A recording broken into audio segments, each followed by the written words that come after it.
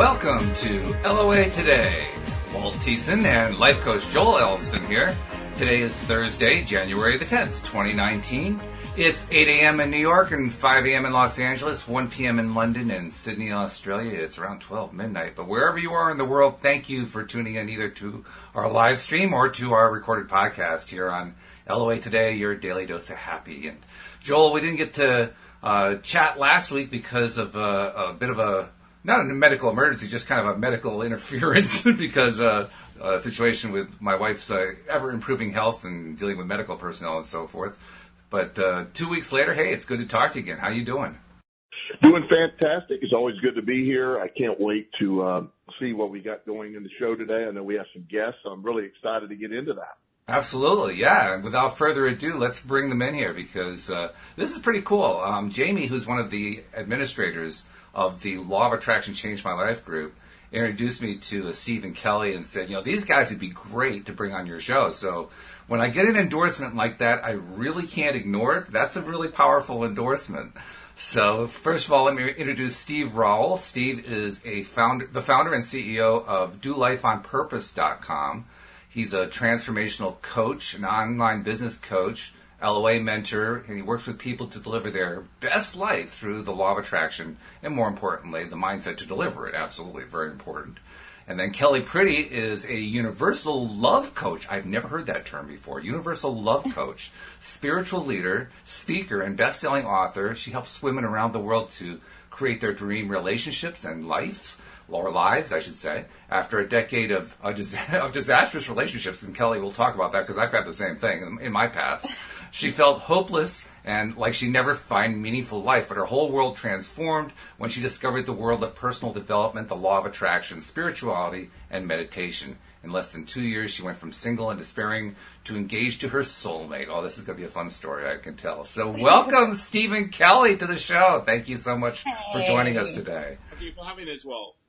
Yeah, thank you. Oh, our pleasure. Glad to have you here. So, okay, Kelly, I got to go to you first because we have a kind of a similar story. Because I was loveless for literally about 20 years of my life, early on in my life, until I finally just gave up, threw in the towel, and my wife appeared.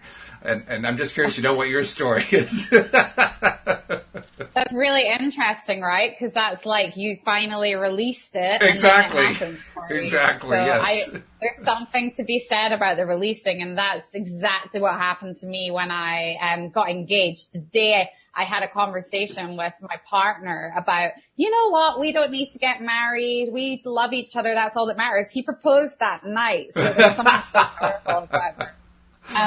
But yeah, I just had like 10 years of really disastrous relationships. They were really toxic, and I kind of got to the point where I was like, you know what, there's got to be something that I can fix in me. The only recurring thing in these relationships is me. So, I got introduced to The Secret, the book, The Secret. And then from there, just got really into spirituality, self-love. And then we met, I did all my vision boards in January of 2016, and I met him in November of 2016. And then, we lived in different countries, so we commuted for a year. Wow. Yeah, and then I moved in with him last November, and we got engaged a year later, pretty much. So yeah. Fantastic. Really lovely. I love it. Congratulations. He's amazing. And I love the law of attraction for him. Absolutely. Well, you mentioned The Secret, too. I haven't mentioned this, and Joel hasn't mentioned this in a while, but Joel regularly gives away copies of The Secret. How long have you been doing that, Joel? I mean, it's been a long time you've been doing that. Oh, several years. I can account for 2,000 copies I've given away. Is that right? Wow. Yeah. It is really the ultimate in what I call sort of LOA 101. While it's certainly not the comprehensive end all in law of attraction, it certainly has really it's perfect conduit into the discovery of the law of attraction. And I find it just an easy read. And I think most people that get into the law of attraction have started with that. And, I always, Walt and I sort of have an ongoing joke, you go from sort of The Secret to Abraham Hicks. And then, when you get really on the other side, you get into the Seth tapes and all that Seth books. And but that the general idea of the law of attraction is I I think there is no better beginning way or no better tool than the secret to get people where they're at. So I concur that it opens your eyes, and most people that read it say, "Oh my goodness, I recognize this immediately." Absolutely. And Steve Rowell, I mean, you're not the first transformational coach I've ever heard of, but a transformational coach who's also an online business coach. That's a kind of unusual combination you got going there. It is. But the main reason I've gone down that route really is that this has all come about through using the law of attraction. So for the majority of my life, I manifested the life that I didn't want up until I was probably around 34 years old, when I decided to take back control of my life. And I think the main misconception with the LOA for me, and well, for my clients and the people that I speak to, is that they think they're not very good at manifesting. Yes, I know what you mean. Yeah, but in fact, every single person is a master manifester, because whether you're manifesting what you don't want or what you do want, you're just as good at using the law of attraction in either way you're doing it. So you're either doing it subconsciously and creating the life that you don't want, or you're doing it consciously out of choice and creating the life that you do want. So I think once people understand that that is the case, that's where people like me and Kelly come in, where we can help them then morph and change their mindset to away from the subconscious patterns that they've got to using choice and direction and clarity to create the life that they do want. Mm-hmm. And on top of that, once they've got that clarity and they know where they want to go, then we can start helping them work their way up to the success that they imagine for themselves, really. That's what I do. That's what I'm about. That's good. That's really good. Now, you guys are both based in the UK, and you have your separate practices going on. Where's the connection between you guys? I mean, you guys clearly, you go together, but I don't know exactly how you go together. we actually spoke for the first time. Was it yesterday? Yeah, it was yesterday. But we spoke for the first time yesterday, and there was quite a lot of nice synchronicities, though, wasn't there, as there always is. So we're definitely going to be keeping in touch after this. Okay. So Jamie knew each of you independently. Is that the idea? Yeah. Oh, okay. Correct. Yes. So we've both been posted in the Law of Attraction Change My Life group. Okay. I did something a little bit different. So I decided to live on Facebook, manifest a supercar onto my driveway. Okay. And you can't leave it hanging there. You have to actually complete the story. It's a requirement here on the show. Yeah. What I wanted to do was show people that this stuff is real, and if you do it in the right way with the right mindset, you can create anything that you want to create in your reality. That was my mission to do it. It scared me to death doing it, don't get me wrong. This is not normal to do it this way, that's for sure. I don't think anybody else has ever done anything like that live on Facebook, but I had 100% faith in the fact that it would turn out, and I didn't know how long it would take. I didn't know how the car would turn up, because that's what it's about. It's about letting go and letting the universe rearrange the energies and everything around and bring that into your reality in the way that it sees fit. So yeah, it took me around about a month and a half to do that from start to finish. So we started off, me and the wife, test driving different supercars. We didn't know which one we wanted. And we put all the test drives on Facebook, walk people through the process of the visualization, the working with the energy, the physical anchoring of test driving the cars that we wanted. We decided on the Audi R8, and then we went down the road of being precise on exactly what we wanted. And then we let it go off into the universe. It's done. Forgot about it. But then we're really present in the now, in the present moment, waiting and watching and putting the action in, moving towards what we wanted. So I started getting people from Facebook, because they'd seen what I was doing, adding me as a friend, adding me to supercar groups. So I started speaking to people that already own supercars. I spoke to a certain guy that was awesome and showed me a way that I could own that bear in mind, I didn't have the money to buy this supercar at the start of this. So it wasn't about the money. It wasn't about going and working really hard to earn the money. So I'd let go of how it was going to happen. So this guy showed me a way that I could have that supercar on my drive whenever I wanted and drive it whenever I wanted. And it wouldn't cost me anything but fuel and insurance. That's pretty cool. So what happened? You can't just leave the story hanging. You have to tell the whole story. Well, I've now got an Audi R8, which I can drive whenever I want.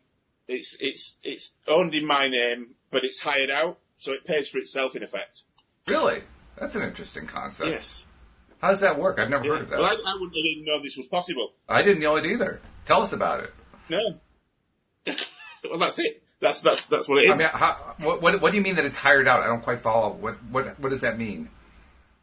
So it goes off and stays somewhere else, and then people hire the car, so they'll pay me to hire it for a weekend.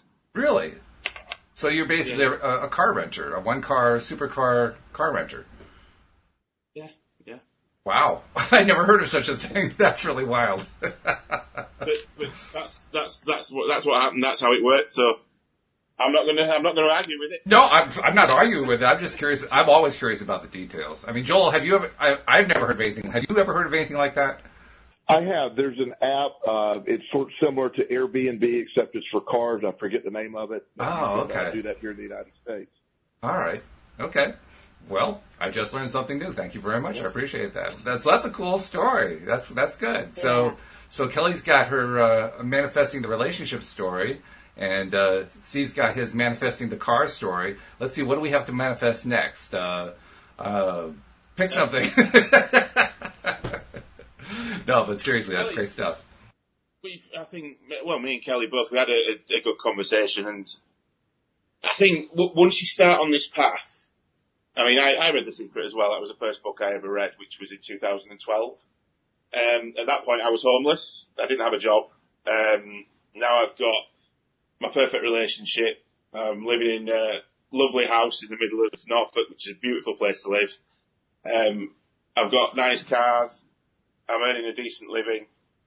And it's all because of the law of attraction and the most important part, the mindset to be able to deliver what you want on a consistent basis and keep moving towards what you want. I think a lot of people forget about the action part of it, and they'll do the visualization, they'll do the background work with the energies, but they won't then put the action in to actually go and move towards that which they're trying to bring into their reality. I think that's the missing piece for me, and it always was for me until I learned that. And the book that taught me that, I think, was It Is Done by Richard Dotts. Have you read that one?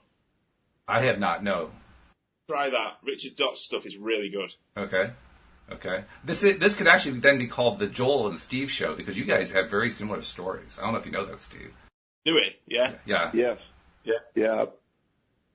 I have, I've been homeless. I just like you're saying, the same concepts of how the introduction of the law of attraction just sort of changed everything. And I was an expert manifester on the other side of the equation, so to speak. I didn't realize it at the time, but I was excellent at getting exactly what I didn't want by focusing on what I didn't like. And the idea that when I discovered that, it's like being on the other side of the same side. It's like, wow, now that I can work with this, it changed everything instantly. And just like you're saying, it's awesome. I have a Porsche in my driveway as well. So yeah, because it works. Once you have, what can we call it, that light bulb moment that changes your perception of, well, it changes your perception of everything, doesn't it? It's not just one part of your life. All of a sudden you realise that you created all that, I'm going to swear, all that shit in your life was your responsibility because of the thoughts that you were having, and then the feelings that you attached to those thoughts that then sent out that energy into the universe and brought back to you what you didn't want. And once you realise that, then it's just an instant switch. Well, it was for me. I don't know about you. Was that the same for you, Kelly? Joel says he's asking that was the same with you. Yes. With me, it's that instant switch, just what you're discussing, where we're able to, when you realize that you flip the switch, you're able to, my perspective is mine to control. And when your perspective controls your reality, I create a reality every morning when I wake up. Every moment of my day is a reality that I'm creating. And as long as I'm filtering it through that understanding, then I'm in charge of what takes place. I'm doing my own programming, so to speak, versus the negative side or both. And I'd love to tell you I do it perfectly every day. There's moments where I'll realize that, okay, I'm not in this direction where I need to be, and I can quickly right the ship. But it is baffling for so long how I fought that, but it's so clear now that we have been programmed a lifetime to almost do the opposite. I know my upbringing was basically that of victim, of where you aren't in charge of any of this. Your reality is dictated to you. You have no choice in where you're going. And not that I'm saying I had bad parents. I'm just saying that was their reality. And I that never felt right to me. And once I realized I was in charge, then that's when everything drastically changed in a very quick way. Yeah, I think that's the most important part, is when you realize that you are 100% in control of, like you say, your reality. But you're absolutely right as well, because it's so easy for us to slip back into those old thought patterns. And then, because I do it all the time, I'll create something that I don't want, and I'm like, yeah, I remember actually what the thought, because you're aware of your thoughts now, you can go back and you can trace back what you did and what you thought and the feelings that you had, but then create this outcome that you've got. So it's so wonderful to be able to do that and spend time analysing your own thoughts and then changing them to get to where you want them to be, to then create the outcomes that you want. I think it's fantastic. I get really passionate about this stuff. So if I start crying, that's why. Okay. Well, it's changed my life so much. How can I not get passionate about it? It's awesome. It's awesome. Well, just keep anyway, the tissues. I'll let Kelly have a chat. Just keep the tissues next to Just keep the tissues next to the camera there, because we don't want you, like crying all over the microphone. It could rust it out. We really don't want that. But Kelly, let's get back to the relationships, because relationships is a big thing. It's a big issue on the Law of Attraction Changed My Life group. Anywhere on Facebook, it's a big thing. It's probably one of the three biggest issues that bring people to the Law of Attraction in the first place. And like you and I talked about early on in the program, it's something that can haunt you for years and years. It haunted me for 20 years. I was one of those people who would, if Facebook had been around when I was dealing with my issues, I would have been one of the people saying, well, please someone explain women to me in very short words with diagrams and arrows so I can understand what the heck is going on here. I would have been one of those people. On you go, sorry. No, I was just going to say, so go ahead. So what was your experience? I mean, were you looking for similar diagrams about men? I don't know what you were looking for. I think I just got myself into like a really bad place where I knew I couldn't continue. So like I was really fortunate that with my career, everything was going really well. But with my love life, it was like absolutely shit. Sorry for the expression. But so I basically read The Secret, and then I was like, whoa, hold on. Like, I've created this because I think all men cheat. Therefore, I've manifested in guys that cheat. And I have to work really, really hard on my belief system. But I also think that like subconsciously, a lot of the time we have blocks that we're not even aware of. So like for me, self-love is huge. And it's really, really important to like spend time loving yourself first and creating a life that you enjoy yourself Because if not, you end up like seeking somebody to help fix you. And really the whole point, I think, is for us to fix ourselves first before we then manifest somebody in. So, like it was really fitting because the person who actually really introduced me to the law of attraction was my ex-boyfriend. So everything happens for a reason. And I feel like if there's anyone watching who's going through a really tough time, like just knowing that there is light at the other end of the tunnel and that, you know, everything's happening to direct you towards your highest good and why you're here within this lifetime for me. But, that's just my opinion anyway. I really think like every single person has a gift to offer the world and everyone's capable of having amazing relationships. And it's just our kind of thoughts and beliefs that get in the way of that. That's very good. I agree with you. The one thing that I see most often when it comes to people discussing relationship issues, particularly on Facebook, is the most common scenario is usually a young person wanting to get their ex back. How do I get my ex back? You know, everything I do doesn't seem to work. You know, it's very, very common. How do you react when you see that? What do you tell people? What's your take on it?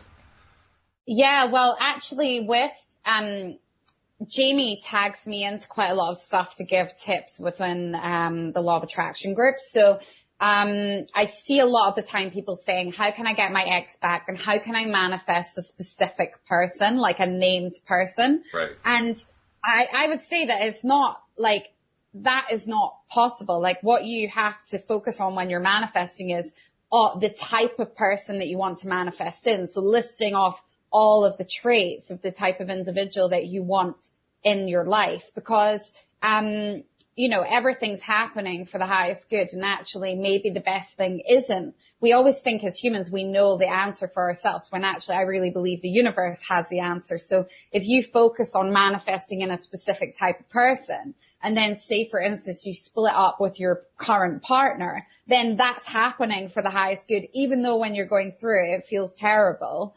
because the universe is bringing you the person that you wrote down that you wanted to manifest in and attract in. So I think it's just about trusting in the process and really trusting that actually, you know what, I'm going to manifest in a specific type of person. And then, you know, just trusting that actually that person might not be for me. So with the ex stuff, like people come into our life for a reason. Usually there's a lesson with the partners that we're with, and it's our job to find out the pattern because a lot of the time you'll see people go through the same relationship, then get with someone else and they'll be in the same relationship again. It's just a different person, but it's the same traits that they have. And in that situation, it's about finding out what the pattern is and what you can learn about yourself so that you can change it and then bring in a better, healthier relationship in the future.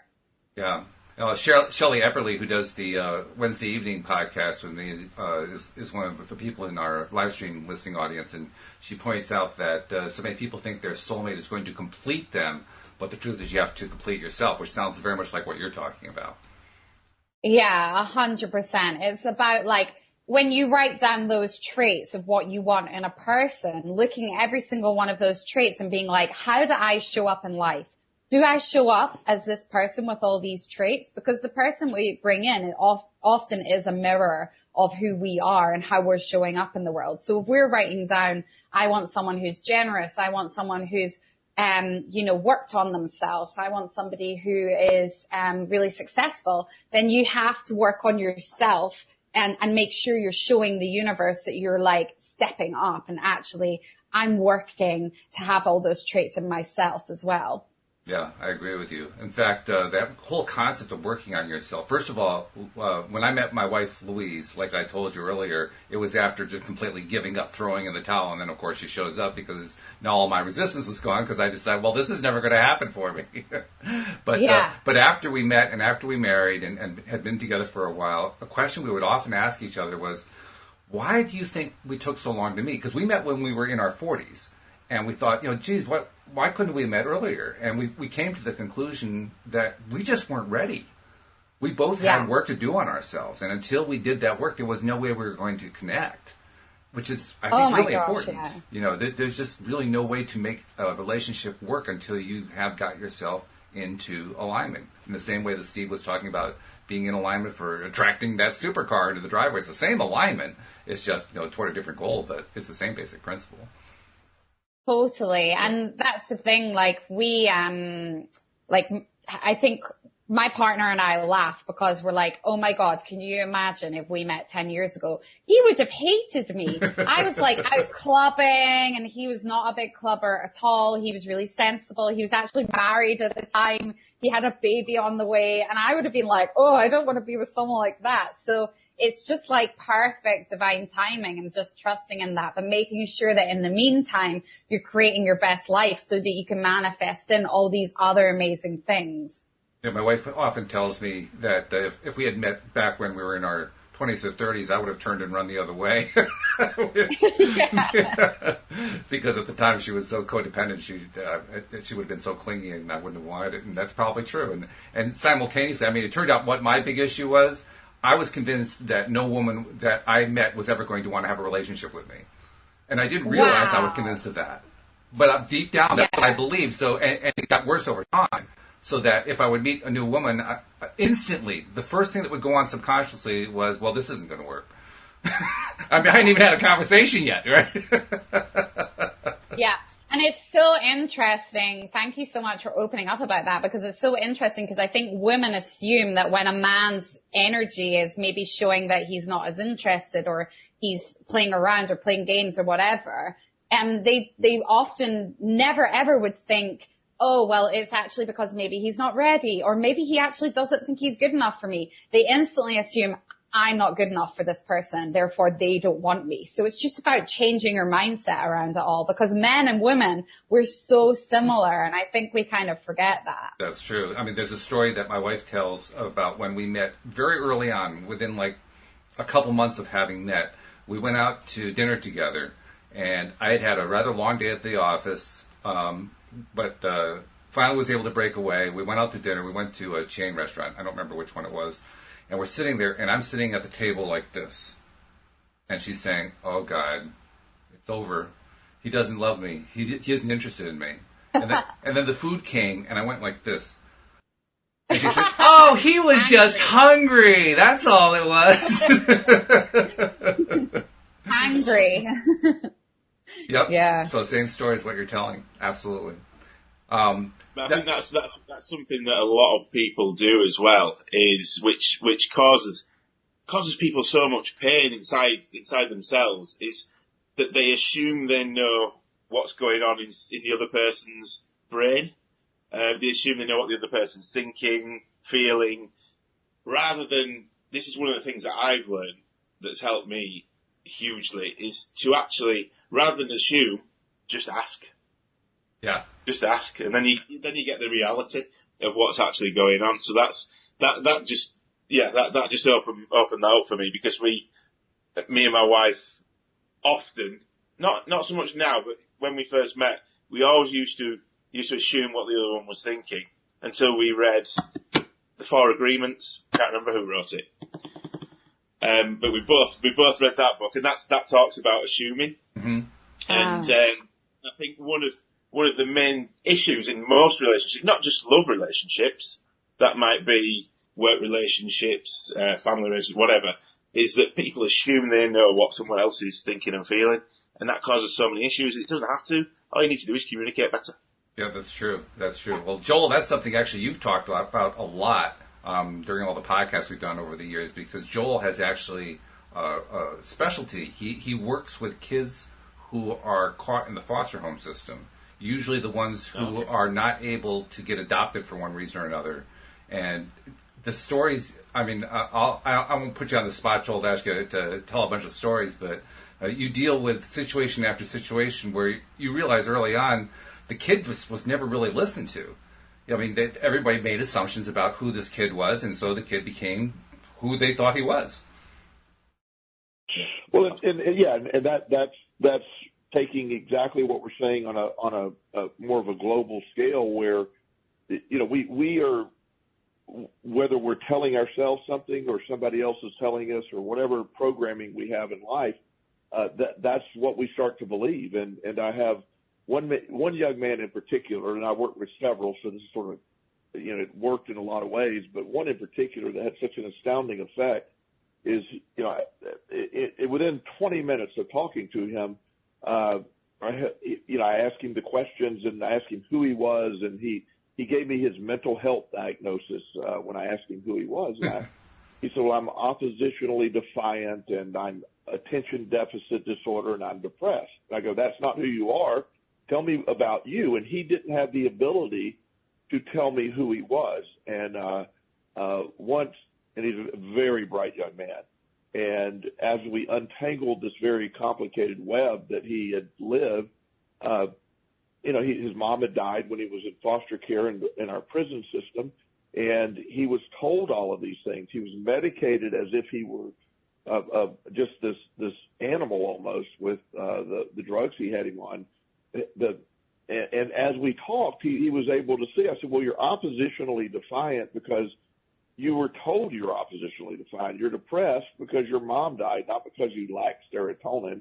We went through this whole thing, and he made an instantaneous change at 12 years old in his perspective, and his life changed in a dramatic way immediately. You see that you expect. I try to always treat people as I see them, or as what I expect from them. When I work with kids, I don't want to go. I don't even like to read their file before I work with them because I wanted to help develop my own opinion, and not just somebody have an arbitrary opinion. If you go see a psychiatrist and a group home staff is suggesting that this person's crying all the time and wants to fight all the other kids, well, that's what they're diagnosing. That's not the truth of what's happening. And in relationships, years ago, before I got into the law of attraction, and before I even knew the connection, I would meet. I used to run a weekend. I was a weekend supervisor for a crisis center in Florida, and I would have multiple women over the time. They would come into care. They were repeatedly beaten by their husband, and when we would do a background, sort of a history, they kept finding men that would beat them, and I was baffled by how you could. It's almost like they were on a mission to find men that would abuse them. And in their world, all men, as was just stated, not all men are cheaters and not all men are abusers. But yet, in their mind, their dad abused them, their boyfriends abused them, their fiancés abused them, and their husbands abused them. So they just, all they were tuned into were abusers, and that's what they kept attracting, and they kept going back. And that was before I even understood that. Even then, before I had any understanding of the law of attraction, I can remember going, it's almost like they're intentionally attracting it. Well, I'm not saying they were intentionally doing it, but their behavior and what they were putting out there is what the vibration or the frequency they were putting out there. Yeah. That's all they could attract. So that's the amazing piece when you look at it. Just like you're saying, this is so much our thing in relationships or whatever is when you realize you are the issue, fixing you first, working on you, getting you on that, then you have no choice but to attract what you're trying to attract. I imagine that's what you run into a lot, Kelly, with your practice when you're dealing with your clients on the relationship issues. A lot of people with those kinds of preconceptions in their minds. Yeah, 100%. Like, beliefs is huge. And like, I do come across people where they go through the same pattern and they attract the same type of person again and again and again and again. And the first step is about becoming really conscious of what that pattern is, and then starting to, because it's really hard to tell someone, right? Like, oh, you're attracting this into your life, because they're not obviously consciously doing it. It's all on a subconscious level. And, right. And it's all down to, subconsciously, like the worth that they feel. They think that this is all subconscious. They don't know in their head that this is what they believe, but on a subconscious level, they think that they're not worth more than that. So therefore, the people they bring in and attract treat them in that way. And when people say, oh, they're a mirror of them, it's never a mirror as in they're able to treat people in that way as well. It's a mirror as in this is the work that you need to do on yourself in order to then manifest in somebody at a higher vibration and somebody that's going to treat you in the way that you actually truly do deserve. Absolutely. Very important. And these same principles apply in every area of life. That's the part that I find to be really cool. So, for instance, I mean, Steve, you're a business coach, or you help people with their developing their businesses as well as developing their personal lives. There's one of the people who are listening to the live stream, Sarah, posted something. I wanted to share it with you and get your input on it, Steve. She says, I have been manifesting a successful business, which I have a stunning shop, lots of stock, and great customers. But I know my last step is to hand my notice in to my full-time job so I can be in the shop more. I'm just holding on to this job only through fear of what if. So I feel as though I am blocking the results by not letting go. Any advice would be great. I am so close, but so worried and anxious to make the final step. Working a full-time job, working shifts, and running a shop is hard. And I know one has to let go. I'm excited, and I know I should just go for it. What do you have to tell Sarah? What would be helpful for her, Steve? I do come across this a lot with clients. I helped someone a couple of days ago that she was somebody who's set up a business and she's got issues around attracting money into the business. So, and it's a lot of it, like you've just been talking about, a lot of it's about belief systems. So we're brought up to believe that we have to work really hard in order to earn a small amount of money. Mm-hmm. Or we live from a place of lack and worry. So we're worrying about having enough money to pay the bills, or we're worrying about we've got, I don't know, debt collectors knocking on our door. And this then puts a block in place for you taking the next step towards what actually is going to create that wealth and that success for you, because you're focusing on something that actually you're passionate about, that you're going to enjoy, and you're going to put all your effort into and work with people that you enjoy working with. And automatically that's going to make you feel better, going to put you in a place of abundance, and then the money just flows. So what I teach my clients is stop thinking about the money. Start looking at what you're actually going to get once you take that leap, how it's going to feel, and the amount. Have a goal in mind about the amount of money that you want to earn from your business. But then don't focus on the money. Focus on the lifestyle that's going to give you, and start moving towards those things that lifestyle is going to give, whether that be you're going to buy a boat, you're going to buy a new house, you're going to buy a new car, all these different things that you can focus on. Go out there, look at the houses that you'd like to buy once you're successful in that business. Go out there, look at the boat that you'd love to have sat in the harbour when you've got this successful business. So you're already going out there and looking for the things that this business success is going to bring into your reality.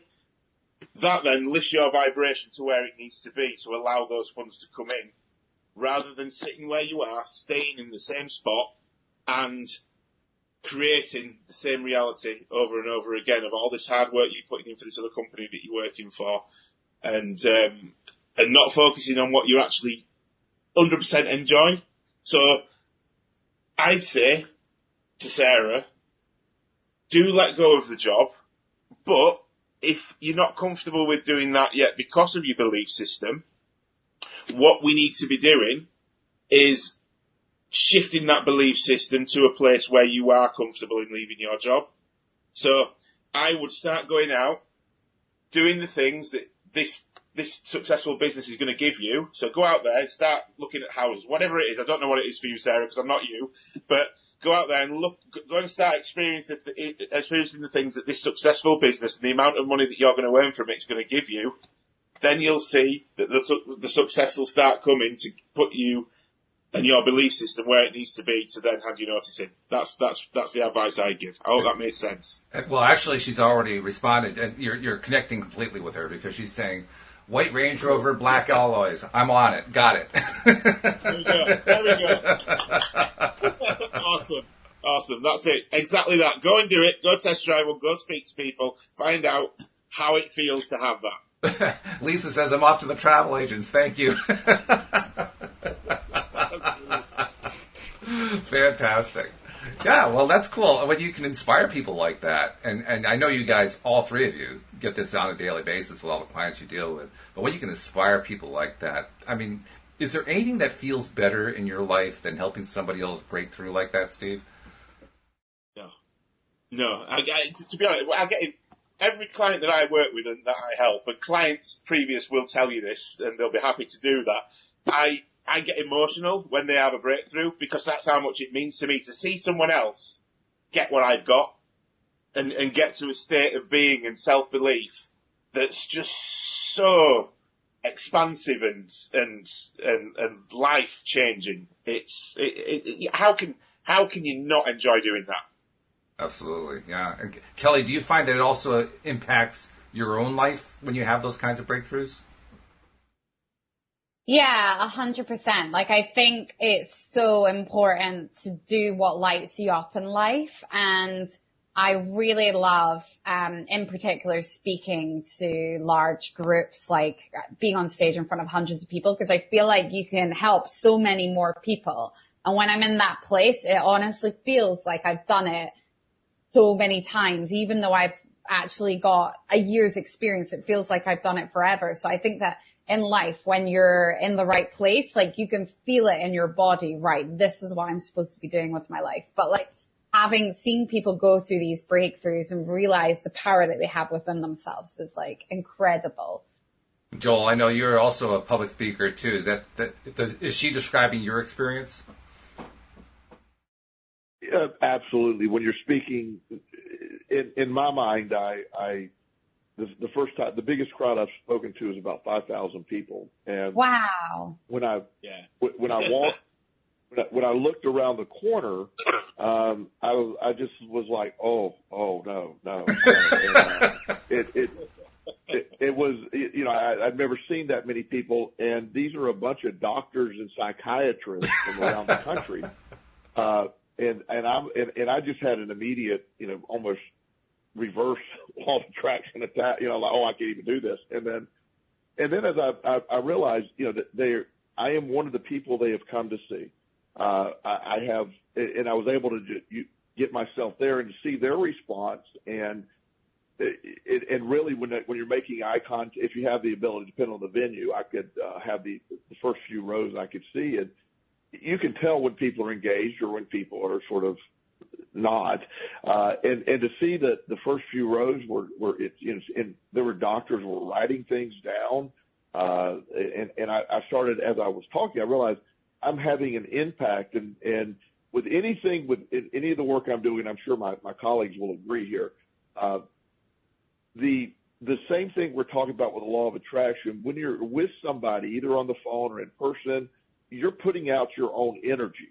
And that energy is something that's a tangible, it's something you can feel.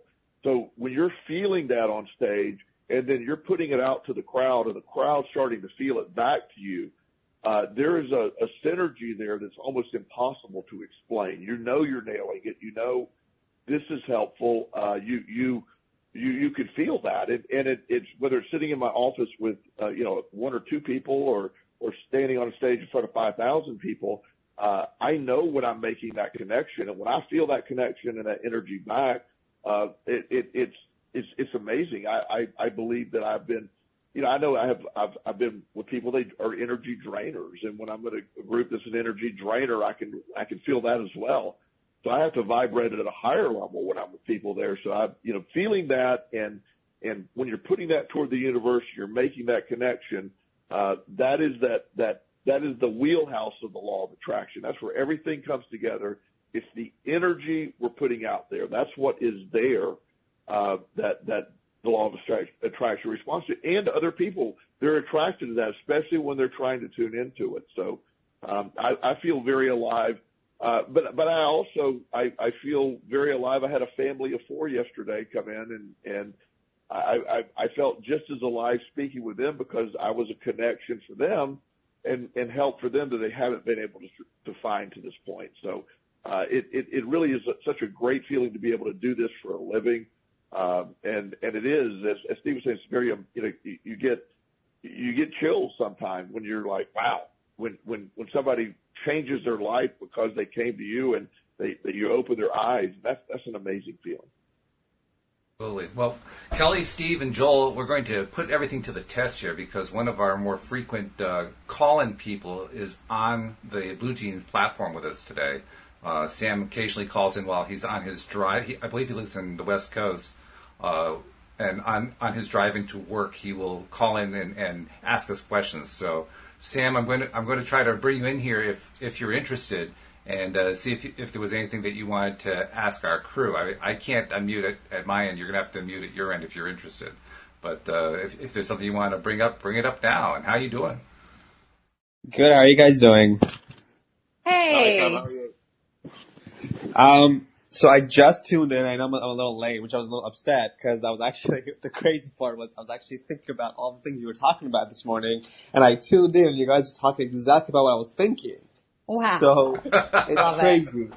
And to be honest with you, I'm actually been struggling with what Steve was saying recently. Like I've been always struggling with finance and my work and everything, and like I'm trying to find ways to bring more income in my life, but whatever I do, I feel like I always lose. Like for example, in the stock market, I've been in the stock market for over 7 years, and last month or 2 months ago, I lost pretty much all my money in the stock market.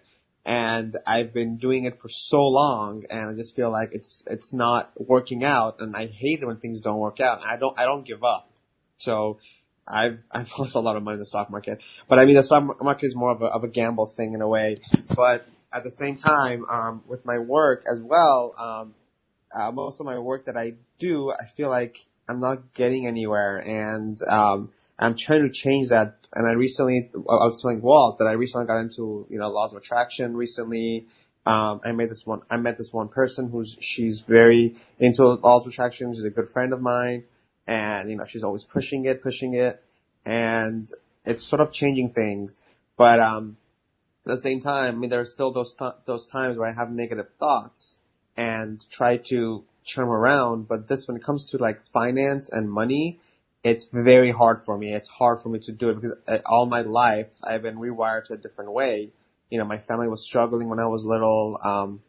So I was never like in that whole rich family sort of a thing as I was growing up. So I'm trying to find ways to fix that, but I don't know what to do. Steve was saying. Steve, let's see what Steve has to say. Steve, what do you have to say to Sam?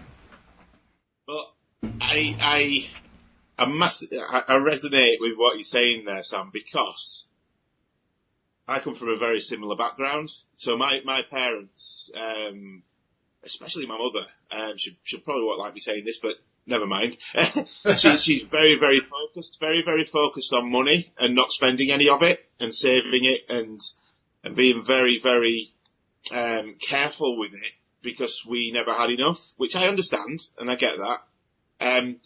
But again, that taught me to live from a place of lack and worry about money. So I've always had exactly the same challenges in my life that you're describing there, Sam. So I get 100% where you're coming from, and that's been the biggest challenge for me in my law of attraction journey has money.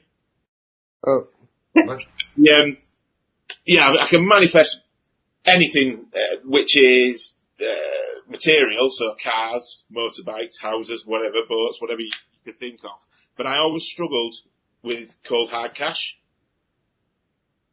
But that's changed, and for exactly the reasons I was describing earlier.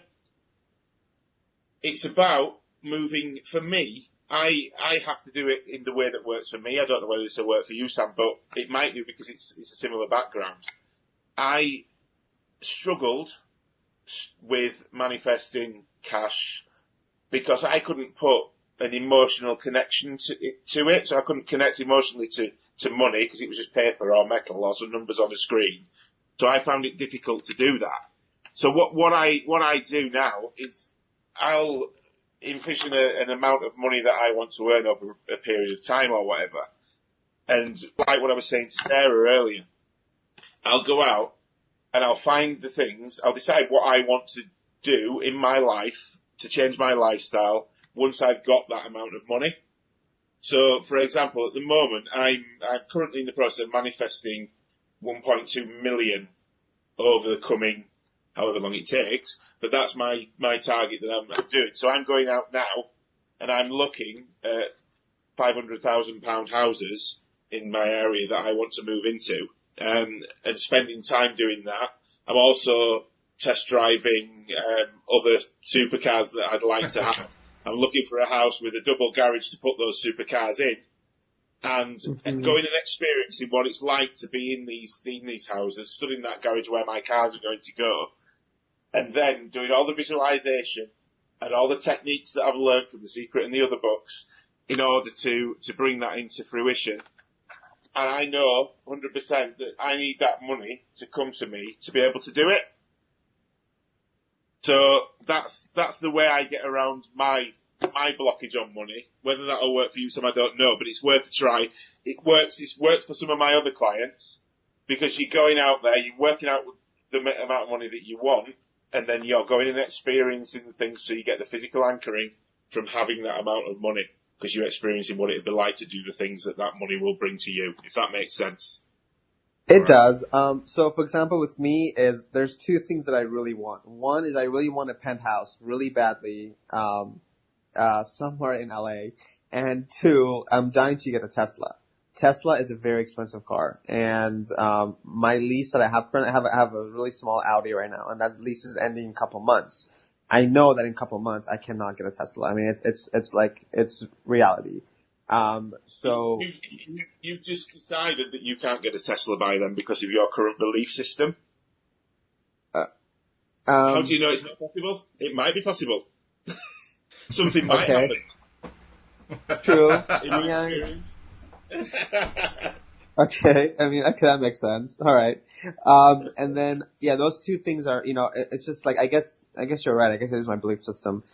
So, see, it's hard to change that. Like, with the money that I'm getting right now at work and the amount of money that I'm making, it's nowhere near what a penthouse would be or a Tesla would be. Do you know what I'm saying?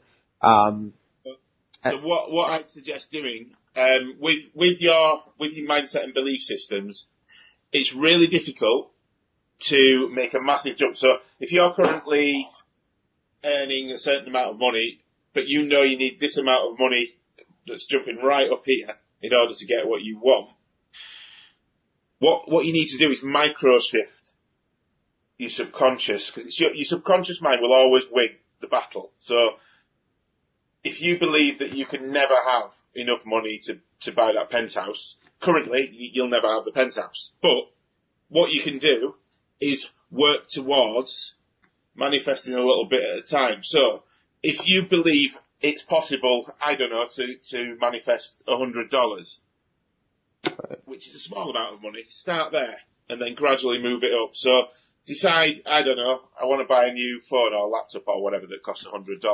Go and look at the laptops, put that action in place, do all the work you need to do, and then the $100 will turn up. Once that's happened, then your belief system's changed to a point now where it believes that you can manifest money. Mm-hmm. And then what we'll do is we'll gradually move that up step by step to larger and larger amounts. It might be that you'll do a big jump one day and you'll get 10 grand. And then you'll drop back down to 5. But it's all about keeping moving forward and moving your subconscious further and closer towards what you wanted to get to. Does that make sense? It does. So let me ask you this. Does this also work for the lottery? To be honest, I don't do lottery. I don't think it's very ethical. Gotcha. Well, okay. if I can jump in on that as well, one of the things that I really believe with me, and I think when you're playing the lottery, you're basically telling the universe, I don't think you can do this legitimately. So I'm going to take a $250 million chance. And in a sense, it's a desperation move. So you're putting out desperation to that. That's why the lottery it's almost impossible to develop a belief that you're going to win something that's a 1 in 300 million. So the fact that when you buy it with the anticipation of losing, just like Steve was mentioning, it's no different than I will not be able to have a Tesla in a few months is an absolute fact, not because it's a fact for any other reason, and that's exactly what you believe. And so that idea that the lottery is, and I'm not saying you go buy 5 lottery tickets and not worry about it, but if you're buying a lottery ticket and you think, okay, well, this is my only way to do it, then you've given the sort of the law of attraction universe only one option, and you have, however many other millions of people every week doing the exact same thing. So it really is a desperate mindset. So you're coming from a place of lack, versus one of the things that you may find really helpful, I don't know where you are in Los Angeles, but I have, I'm a student at a hypnotherapy school there, and they have a program called the Mind Bank. It really is a wonderful form. It's sort of a vision board on steroids, I like to call it, but it's a way to get your subconscious mind to tune into abundance. And I don't have time to explain it in detail here, but I really recommend you look into something like that where you can have a physical tool to help you, because it's their subconscious that we're attacking here. I grew up with a mother that same way where, lack was she was very fearful of money, and I remember that. So I had a big battle with money for a long, long time until I was able to change my perspective of it. And what we're trying to, it sounds like other areas of your life are going pretty well, but the money part is the one that's having the most problem for you. And that's because so much energy is placed on that. So much focus is placed on that, and there's a belief system underlying that. So getting to the subconscious and changing that belief system is going to be critical. And when I work with clients, I have a young man a couple of years ago. He came to me and he was working for a local cable company, and he was making $50,000 a year. And he said, I want to make $500,000 a year. I go, do you believe you can make $500,000 right now? He said, no, because he's making 50. I said, so we walked through the process, and I said, what's the highest paid person in your position at the cable company? He said, well, he makes about 105. I said, you know 105 can be made. And he said, yeah. So we started with that. I said, well, you're at 50, so can you make 60 this upcoming year? And he believed he could make 60. By the end of that, 6 months in, he was clearly going to make over 60. So it was his belief system that changed. That's been several years ago. He has a job now. He moved to New York. He's making almost 7 figures now. And it changed with incrementally. It's too big of a jump. It isn't that it can't happen. It's that we don't believe it can be that big of a. I don't know if that's hitting home at all, but it is. We're really trying to reprogram your subconscious, and that's where all this takes place. Wow. I mean, okay, yeah. I mean that makes sense. But yeah, you make a good point. Yeah, I'm in West LA. If you could send me some information regarding that, I would love to check it out. We'll do contact information as we're drawing to a close here because we're down to the last couple minutes. So Sam, just make a note of the contacts for each of these different people, and they'll be able to answer you when you reach out to them. So thanks for calling in, as usual, Sam. Yes, Kelly, definitely. What's up? Sorry, could I just say one thing about money as well? Because it's really important to deal with. You'll see lottery winners that lose all their money within a year, and it's because of the belief system, but it's also because of the patterns from when we were children, the energy behind our relationship with money.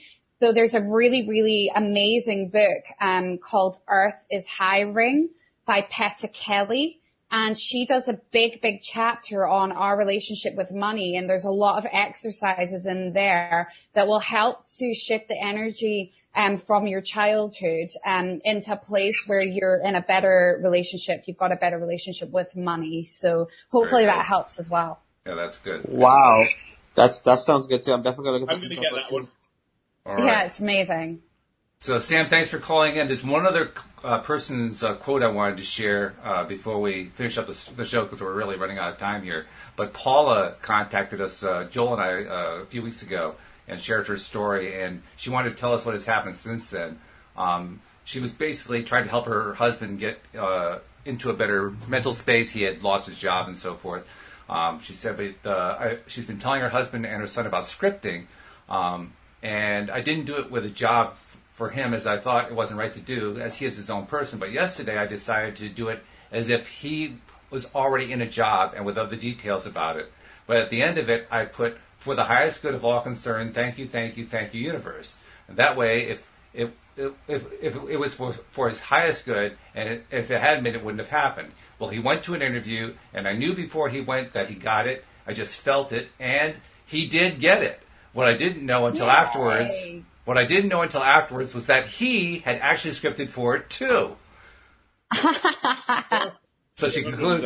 Fantastic. She concludes, I love the law of attraction. Yes, we all do. And my only sad point is that we are out of time. If it weren't for that, everything would be perfect. Very quickly, Kelly, how does somebody reach out to you? Yeah, of course. So I'm on Instagram. My Instagram handle is @Kelly_pretty. Or you can get me on Facebook as well. Just feel free to reach out to me there, direct message me. And I've also got a website, which is www.kellypretty.me. So yeah, any of those routes is great. Fantastic. And Steve, how do people reach out to you? Again, yeah, I'm both on Facebook and Instagram. So Facebook, you can find me at Steve Rowell, and Instagram is @steve.rowell. And then you've got my website, which is www.dolifeonpurpose.com. Excellent. And Joel, of course, how do they reach out to you? We've asked this before, but still we got to put it out there.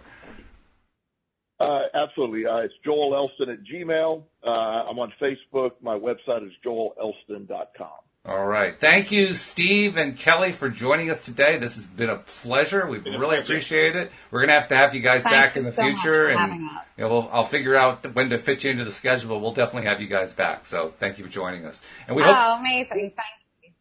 One quick one. Can I just drop in that me and Kelly and some other people may well be looking at doing some live events in the UK. Cool. Over the summer. We don't know where or when yet, but that's all in the planning. So keep an eye out for those as well, guys. Excellent. All right. Well, thank you for that. And thank you to our listeners, both the live streamers and the recorded podcast listeners, for tuning in. We'll see you all next time here on LOA Today. Goodbye, everybody.